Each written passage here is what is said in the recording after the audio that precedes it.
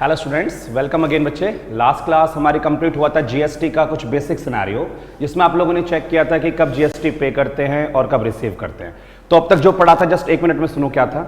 अगर transaction inter state होती है, इंटर स्टेट का मतलब क्या था, अगर दो अलग अलग स्टेट हैं तो आपको आईजीएसटी देना पड़ता है। अगर सेम स्टेट में होती है तो आधा सीजीएसटी होता है, आधा एसजीएसटी होता है।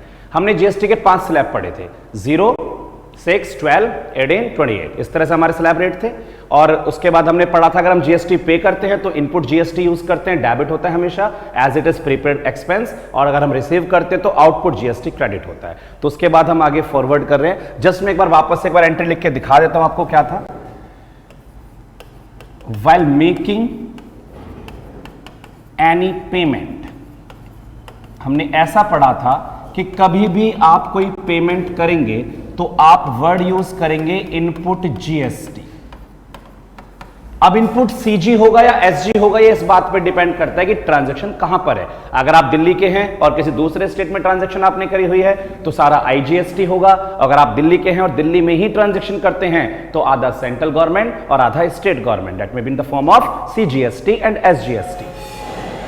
और अगर वाइल रिसीविंग, अगर हम रिसीव कर रहे हैं जीएसटी तो we use the word output GST. While receiving we use the word output GST.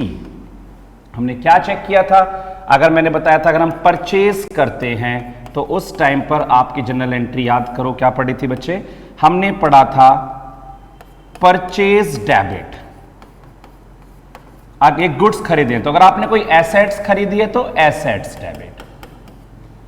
Input GST debit, ये आपको देखना है कि इनपुट सीजी और एसजी दोनों हैं या इनपुट आईजी एक है।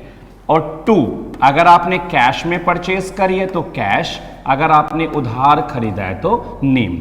ये वो था जो हमने पहले अब तक पढ़ा था। ये परचेज के लिए, ये किसी एक्सपेंस के लिए, फॉर पेइंग एनी एक्सपेंस, किसी एक्सपेंस के लिए। लेट अस सपोज आप रेंट पे कर रहे हैं, अगर आप रेंट पे करते हैं तो हमने क्या पढ़ा था, हमने पढ़ा था रेंट डेबिट टू कैश। जब जीएसटी नहीं होता था तो बेटा हम यही पढ़ते थे। और अगर रेंट पे नहीं करा, आउटस्टैंडिंग है, तो rent debit to outstanding rent. ये वो है जो हमने अब तक पढ़ा था। और अगर इसमें जीएसटी आ जाता है तो हमने पढ़ा था सर इनपुट जीएसटी को आप डेबिट कर देते थे। आपने हमें यही सिखाया था। तो मैं भी बेटा आपसे यही बोल रहा हूं कि मैंने आपको बस अभी तक यही सिखाया है। इसके बाद मैंने आपको सेल की एंट्री बताई थी। अगर आप चेक करेंगे तो मैंने आपको बताई थी सेल की एंट्री, वाइल सेल। अब देखो सेल किसी की भी हो सकती है, सेल एसेट्स की भी हो सकती है और सेल आप गुड्स की भी कर सकते हैं बच्चे। तो जब भी आप सेल करते हैं तो आपकी एंट्री होती है कैश अकाउंट डेबिट, और अगर उधार बेचते हैं तो नेम डेबिट आ जाता है।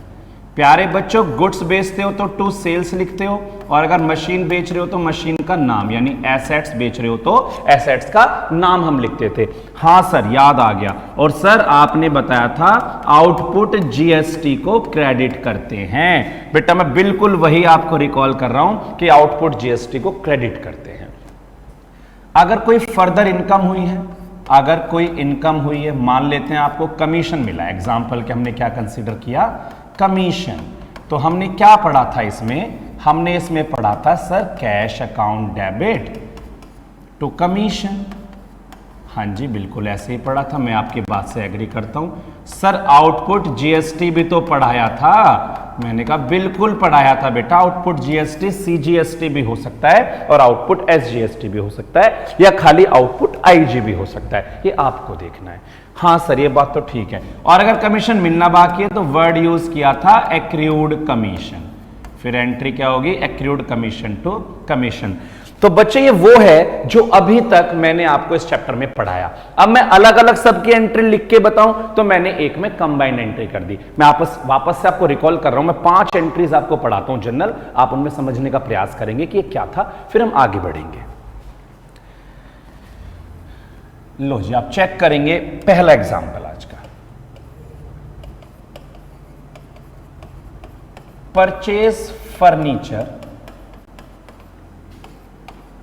For cash ₹40,000 and paid IGST मान लेते हैं 12%। हमने एक फर्नीचर खरीदा 40,000 रुपए का और उस पर IGST पे किया 12%। सर फर्नीचर खरीदने की एंट्री तो ये होती है ना, फर्नीचर डेबिट टू कैश। बेटा मैं तो आपकी बात से कभी मना करता ही नहीं हूं, जो आप कहते हो तो मैं फाइनल मान लेता हूं। तो फर्नीचर डेबिट टू कैश ये एंट्री होती है। अब हम GST पे कर रहे हैं ना बेटा, और पे कर रहे हैं तो IGST कितना है 12% है। सर पे करते हैं तो इनपुट GST यूज करते हैं और वो डेबिट हो जाएगा। तो मैं आपके साथ बिल्कुल एग्री करूंगा बेटा, हम यूज करेंगे इनपुट IGST डेबिट। ठीक है, तो फर्नीचर कितने का खरीदा आपने 40,000 का, और GST कितने परसेंट है प्यारे बच्चों, सर 12% है, तो 4800 का। तो बेटा टोटल अमाउंट कितना आ गया सर 44,800 आ गया। आपको बात समझ में आती है? हाँ सर। और अगर यहां फर्नीचर ना होके, अगर यहां फर्नीचर ना होके यहां पर गुड्स बोल देता, यहां पर गुड्स बोल देता, तो आपको पता है मैं क्या वर्ड यूज करता? सर पता है, आप परचेज लिख देते और कुछ भी चेंज नहीं आता। Purchase debit, input IGST debit to cash. सही बात है। और अगर ये उधार होता, अगर ये कैश ना होके फ्रॉम दीपक होता, तो मैं क्या कर देता? कैश की जगह दीपक का नाम यूज कर लेता। बेटा एक एंट्री में 4 एंट्री समझा रहा हूं मैं आपको कि एसेट्स खरीदे तो क्या, गुड्स खरीदे तो क्या, कैश में खरीदे तो क्या, और उधार खरीदे तो क्या।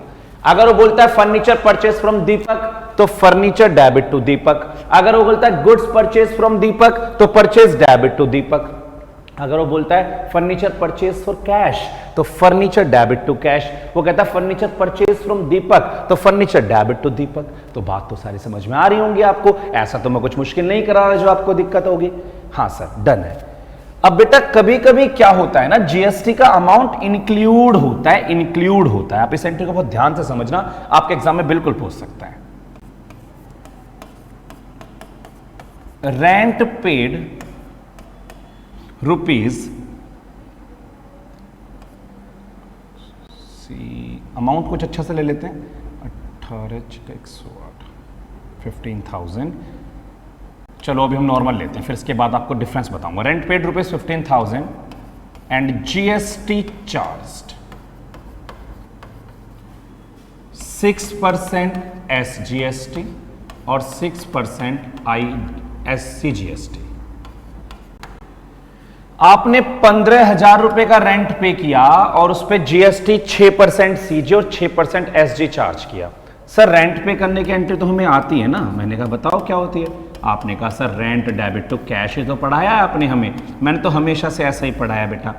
अब आप GST पे कर रहे हो तो इनपुट CGST और इनपुट SGST हम इसमें यूज कर लेंगे।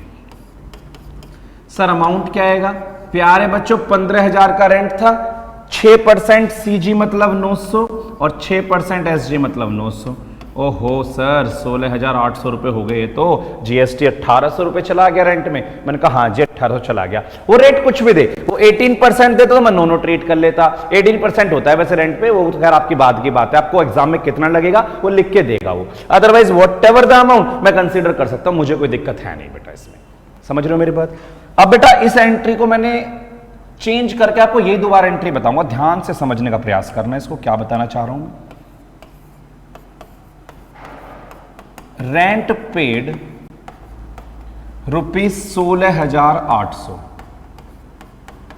Including CGST and SGST each eight 6%। अब ध्यान से समझना। अब सर थोड़ा सा चेंज नजर आ रहा है हमें। हाँ सर चेंज तो आ रहा है। इस बार इस अमाउंट में GST इंक्लूड है, अलग से नहीं है, GST इंक्लूड है। आप मुझे ये बताओ रेंट पे करने की normal entry rent debit to cash होती है? हाँ सर होती है। और जो GST होता है वो इनपुट CGST डेबिट भी करते हैं और इनपुट SGST भी डेबिट करते हैं। हाँ जी सर बिल्कुल करते हैं। तो मेरे प्यारे बच्चों एंट्री में दिक्कत नहीं है, दिक्कत अमाउंट में है। सर अमाउंट कितना लिखें? आप यहां देखिए ये 16,800 रुपए, इसमें जीएसटी शामिल है, इसमें जीएसटी शामिल है। कितना? 6% सीजी और 6% एसजी, यानी इस 16,800 में आपका 12% का जीएसटी इंक्लूड है, 12% का जीएसटी इंक्लूड है। ये बात समझ रहे हो? तो अगर इसमें 12% जीएसटी इंक्लूड है तो जो भी इसकी कॉस्ट थी, जो भी इसकी कॉस्ट थी, अगर ये 100 रुपए का था तो उसमें 12% जीएसटी और आ गया, तो ये अपनी कॉस्ट से 12% ऊपर वैल्यू को बता रहा है ना। मान लो अगर कोई सामान 100 रुपए का है और उसमें 12% जीएसटी लगेगा तो वो 112 का हो जाएगा ना। मान तो नहीं बात तो मेरी। तो इस अमाउंट में 16,800 में 12% जीएसटी है, तो इस बात का मतलब है ये 112% को बता रहा है, 112% को, और इंटू 100 अगर आप कर दोगे तो आपको आपका कॉस्ट प्राइस मिल जाएगा। कॉस्ट प्राइस क्या? विदाउट जीएसटी जो भी प्राइस है वो मिल जाएगा। तो अगर क्वेश्चन आपसे कभी भी ये बोलता है कि इसमें इतना जीएसटी है, अगर ये आपसे कहता 18% जीएसटी, तो 118 से डिवाइड करके 100 से मल्टीप्लाई करते। ये कहता 6% जीएसटी, तो 106 से डिवाइड करके 100 से मल्टीप्लाई करते। तो जितने परसेंट भी जीएसटी इंक्लूड है उससे करके डिवाइड कर लेंगे। हाँ सर आगे बात समझ में। तो यहां से जैसे ही आप करोगे ना तो आपको रेंट की अमाउंट मिल जाएगी 15,000। ठीक है बच्चे? ठीक है सर। तो चेक करेंगे, ये आ गया आपका 15,000 वापस से। फिर इसमें 6% सीजीएसटी था 900 और 6% एसजीएसटी था 900। इस तरह से बना था 16,800। तो अगर आपको कभी क्वेश्चन इंक्लूडिंग जीएसटी बताता है तो आप कर सकते हैं, कोई दिक्कत आपको नहीं आने वाली है। हाँ सर, तो बेटा मुझे ये रिकॉल करना था, एंट्रीज तो आपको आती हैं। अब मैं आगे बढ़ता हूं रिवर्सल पर। अब हम करेंगे जीएसटी रिवर्स्ड।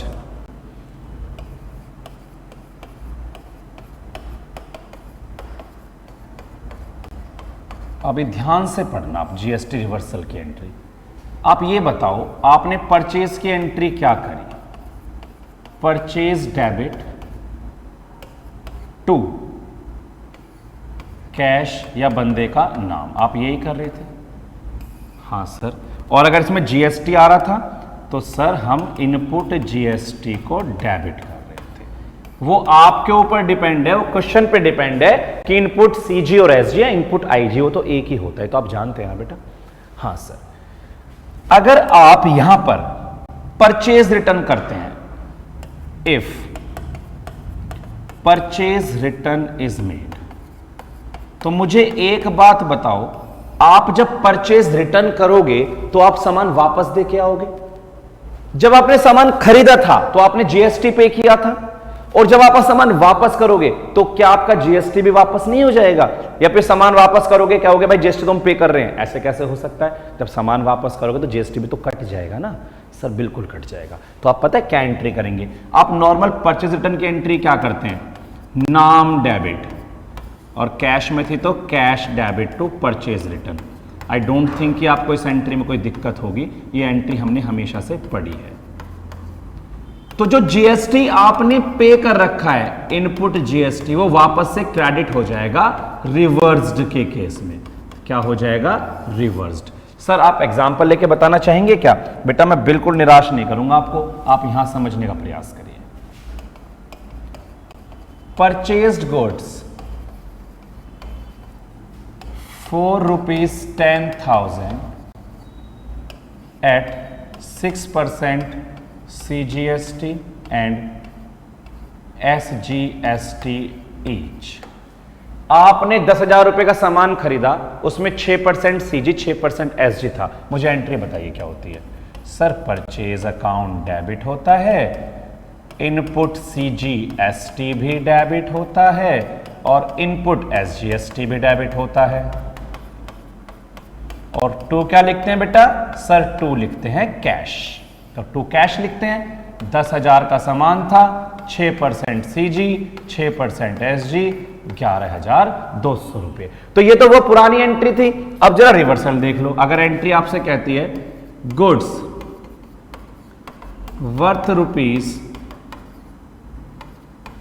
₹2,000 वर रिटर्न, ऊपर वाले में से ये बेटा ये एंट्री कि ऊपर वाले में से 2,000 रुपए का सामान वापस कर दिया। अब वापस करने की एंट्री ये रही, नगद खरीदी थी तो कैश टू परचेज रिटर्न, उधार खरीदी थी तो नाम टू परचेज रिटर्न। तो वापस कर रहा हूं मैं तो cash debit to purchase return, और जो जीएसटी आपने पे करे थे बेटा वो रिवर्स कर दो to input CGST to input SGST. जब सामान वापस ही हो गया तो टैक्स क्यों लगाएंगे? जब सामान वापस ही हो गया तो टैक्स क्यों लगाएंगे? सर कितने का वापस किया? चेक करेंगे 2,000 का। तो 2,000 पे कितना टैक्स दिया होगा? 6% सीजी दिया, एसटी दिया होगा और 6% सीजी दिया होगा, 6% तो 2,240 रुपए वापस हो जाएंगे। आई होप बात समझ में आ गई होगी आपको ये। तो किस तरह से जीएसटी रिवर्स हुआ है आप समझ पा रहे हैं बात? तो ये मैंने बताया परचेज की एंट्री ये थी और परचेज रिटर्न पे जीएसटी रिवर्स हो गया। सर क्या कोई और भी एंट्री होती है रिवर्स की? हाँ बेटा थोड़ी सी एंट्रीज और होती हैं। क्या सेम एंट्री सेल में नहीं हो सकती?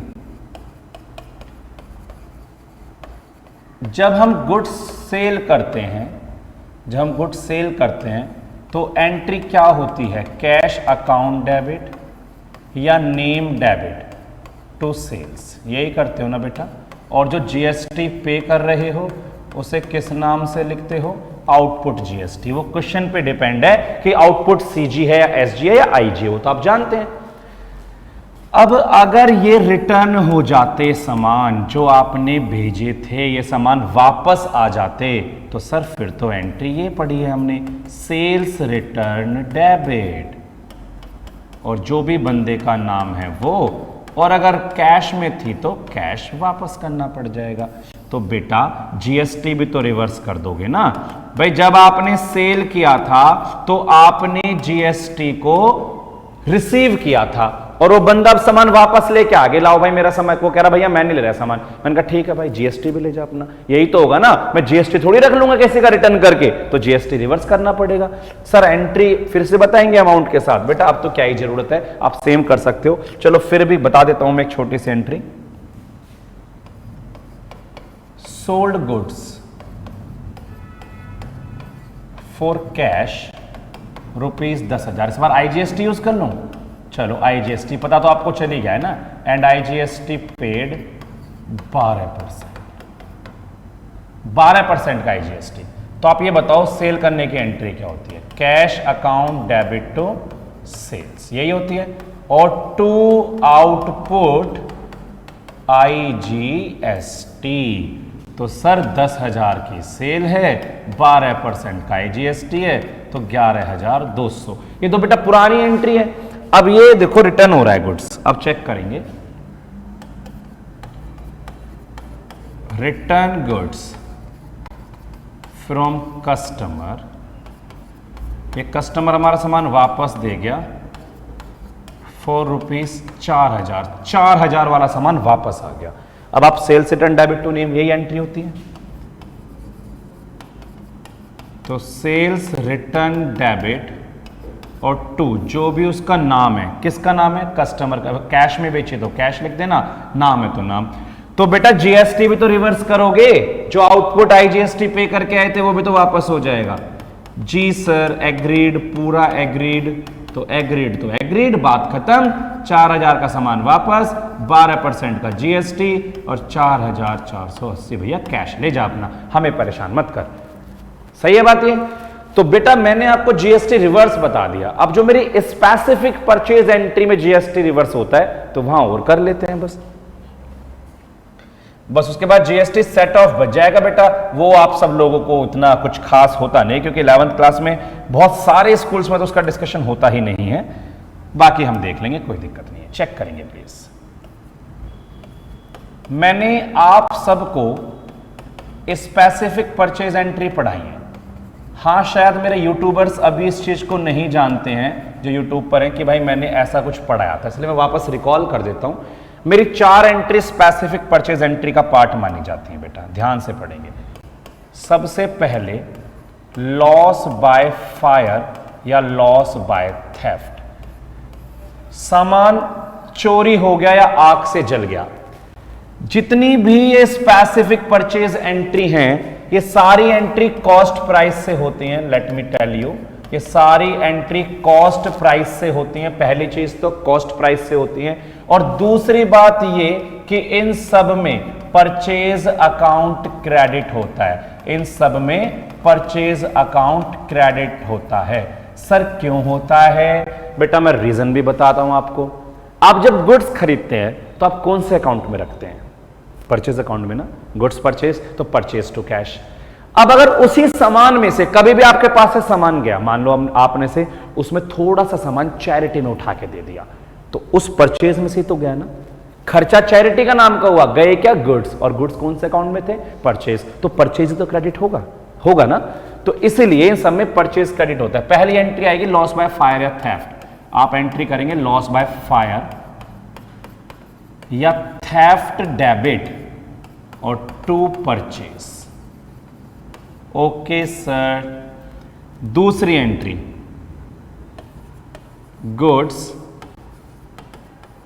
गिवन एज चैरिटी, सामान दान में दे दिया जी आपने, दान में। अब दान में दिया है तो एंट्री होगी चैरिटी डेबिट टू परचेज, क्योंकि खर्चा चैरिटी नाम का, और मैंने फिर से बोला कि सब एंट्री में परचेज क्रेडिट होगा। हां सर, 2 एंट्री तो बढ़िया समझ में आ गई है। तीसरी है बेटा गुड्स डिस्ट्रीब्यूटेड, ये गुड्स है समझ जाना, एज फ्री सैंपल। हम लोगों में फ्री सैंपल बांट रहे हैं। क्यों बांटते हैं हम लोगों में सैंपल? सर जब अपना ऐड करना होता है। हाँ, तो फिर खर्चा एडवर्टीजमेंट हो गया ना बेटा। तो खर्चा किस नाम का हो गया? एडवर्टीजमेंट के नाम का, या फिर फ्री सैंपल के नाम से भी आप लिख सकते हैं। तो सर फिर से क्रेडिट परचेज को ही कर दे क्या? बिल्कुल बेटा, पूछने की बात थोड़ी है। आपके पास से गुड्स जा रहे हैं तो हमेशा परचेज क्रेडिट होगा। Okay sir. और लास्ट कौन सा है? Goods taken away by proprietor, सामान आपने प्रोपराइटर को दे दिया, प्रोपराइटर अपने पर्सनल यूज के लिए गुड्स निकाल के ले गया, तो क्या करोगे अगर ऐसा होगा? तो सर फिर तो ड्राइंग्स हो जाएगा, और ड्राइंग्स तो प्रोपराइटर का पर्सनल खर्चा होता है, तो ड्राइंग्स डेबिट टू परचेज। फिर से क्रेडिट कौन हो गया? परचेज। तो स्टूडेंट्स ये तो हमने पढ़ा हुआ था पहले से, ये तो हमने पहले से ही पढ़ा हुआ था। अब बात क्या आ रही है? अब बात यहां पे आ गई कि हम जीएसटी में चीजें पढ़ रहे हैं। तो मैंने क्या बताया था, इन सारी एंट्री पे जब आपने परचेज किए थे गुड्स, तो जीएसटी डेबिट किया था ना, purchase debit, input GST debit, ऐसे किया था। अब आप इन गुड्स को, क्योंकि आप सेल तो कर नहीं रहे इन गुड्स को, तो इन पे आपको जीएसटी बाहर से मिलना है नहीं, तो इनमें जीएसटी रिवर्स होगा, और रिवर्स होगा तो जब आपने पहले क्या किया था डेबिट, अब उसे करना पड़ेगा क्रेडिट। तो आप देखो सब में क्या करेंगे, टू इनपुट जीएसटी रिवर्स है, आर लिखना जरूरत नहीं आपको, सब में जीएसटी क्रेडिट हो जाएगा। इनपुट जीएसटी रिवर्स हो रहा है, इनपुट जीएसटी रिवर्स हो रहा है, इनपुट जीएसटी रिवर्स हो रहा है। तो आप मेरी बात समझ गए होंगे कि जीएसटी रिवर्सल लग रहा है यहां पर। कंबाइंड एक एंट्री में बताऊं आपको, ध्यान से समझना, एक एंट्री में कंबाइंड करता हूं मैं सारा कुछ। देखो, अगर आग लगी है तो लॉस बाय फायर, दान दिया है तो चैरिटी, सैंपल बांट दिए तो एडवर्टीजमेंट, और प्रोपराइटर ले गया तो ड्राइंग डेबिट। चारों में से एक, और क्रेडिट कौन होगा हमेशा? सर क्रेडिट तो परचेज होगा, और इनपुट जीएसटी को हम रिवर्स कर देंगे, रिवर्स। तो प्यारे स्टूडेंट्स, मैंने आपको एक ही एंट्री में पूरी समरी बता दी, 4 एंट्रीज की। ये 4 एंट्रीज जो आपके सामने ऊपर लिखी है ना, ये वाली चारों, ये मैंने अब आपके सामने एक ही एंट्री में ला दी। आपको समझ में आ गई होगी मेरी बात। सर एक एग्जाम्पल लेके बता दो ना, छोटा सा एग्जाम्पल। बेटा मैं बिल्कुल बताऊंगा, ऐसे तो हम छोड़ते ही नहीं है कभी, चेक करेंगे। Goods costing ₹30,000 were distributed as free sample. 30,000 रुपए का सामान सैंपल में बांटा गया एंड दीज वर परचेज्ड, जब ये सामान खरीदे गए थे एट 6% CGST एंड 6% SGST। जब इन सामान को खरीदा गया था तो 6% CGST और 6% SGST आप लोगों ने इसमें पे किया था। ठीक है सर? हाँ जी। तो प्यारे बच्चों, आप नॉर्मल मुझे एंट्री बताओ, अगर आप सैंपल बांटते हो तो आपकी एंट्री कौन है? सर एडवर्टीजमेंट टू परचेज है। तो मैंने आपको यही तो बोला है, एंट्री एडवर्टीजमेंट टू परचेज होती है। सर ये बात बिल्कुल हम समझ पा रहे हैं आपकी, हमें कोई दिक्कत नहीं है। तो इस पे आपने CGST SGST पे किए थे तो उनको हम रिवर्स कर रहे हैं, इनपुट CGST और इनपुट SGST। और बेटा अगर IG होता तो IG रिवर्स हो जाता। हाँ सर कोई दिक्कत नहीं है। तो 30,000, 6% CGST 1,800, 6% SGST 1,800, तो 33,600। होपफुली आपको समझ में आ गई होगी ये बात। बेटा ऑलमोस्ट कंटेंट डन, सारी kind of entries done. General entry कुछ नई नहीं बची। अब बचा क्या है? अब बचा है सर इसमें स्पेशल ट्रीटमेंट, ट्रेड डिस्काउंट और कैश डिस्काउंट का, जो कैलकुलेटिव है, जो हम अगली क्लास में 100% खत्म करेंगे। क्योंकि अगर अभी स्टार्ट करूंगा तो कम से कम 30 to 40 मिनट्स बेटा उसमें लग जाएगा, तो इसलिए ज्यादा लंबी क्लास नहीं करते हैं, इसको यहां पर रोकते हैं। आपके GST के 2 लेक्चर्स हो चुके हैं, पहले वाला बहुत ईजी था, आज वाला भी होपफुली आपको ईजी लगेगा और आप आगे से कंटिन्यू रखना। Take care, good bye.